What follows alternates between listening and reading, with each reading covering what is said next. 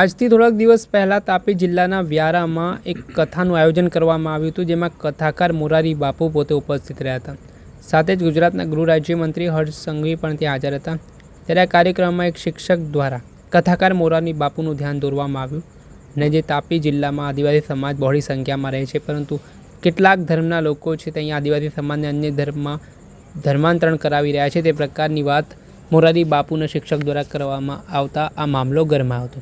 આ મામલાને લઈને જાહેર મંચ પરથી કથાકાર મોરારી બાપુએ જે આદિવાસી સમાજની સ્થિતિ છે તેને લઈને વાત કહી હતી. ને આ મામલે ગુજરાતના ગૃહમંત્રી હર્ષ સંઘવીએ પણ કહ્યું હતું કે જો બળજબરીપૂર્વક આદિવાસી સમાજના લોકોને કોઈ છેતરીને ધર્મ પરિવર્તન કરાવશે તો તેમને છોડવામાં નહીં આવે. હવે આ મામલાના સંદર્ભમાં જે વ્યારાના ધારાસભ્ય છે મોહન કોકણી, તેમનું પણ નિવેદન સામે આવ્યું છે. તેઓ જણાવી રહ્યા છે કે 1995 પહેલાં જે પરિસ્થિતિ જોવા મળતી હતી ધર્માંતરણ મામલે, તેના કારણે આ ધર્માંતરણ થયું હતું.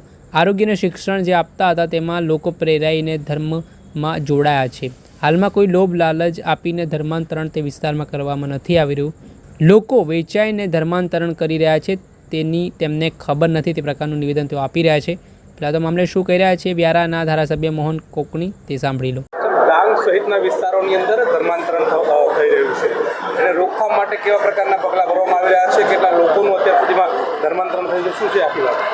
કેટલા પ્રમાણમાં થયું છે એ મને ખબર નથી, પણ માનનીય ગૃહમંત્રી સાહેબ જ્યારે અમારા તાપી જિલ્લાના સોનગઢ ગામે આવ્યા હતા અને એમણે આ બાબત મૂકી હતી કે ધર્માંતરણ અને સ્વાભાવિક છે કે દબાણ કરીને ધર્માંતરણ થતું હોય તો એના વિરોધમાં હું પોતે પણ છું કે દબાણ કરીને ક્યાં લોભ લાલચ આપીને કરવામાં આવતું હોય તો એના વિરોધમાં આપણે છીએ.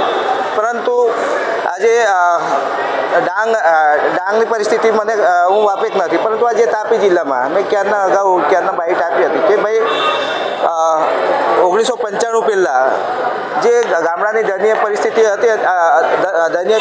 હતી અને જે કદાચ મિશનરીઝ આવ્યા હશે, શિક્ષણ અને આરોગ્ય આપ્યું હશે અને એના કારણે કદાચ એ વિચારો કદાચ એમની સાથે જોડાયેલા હશે, બાકી તો મને એવું લાગતું નથી.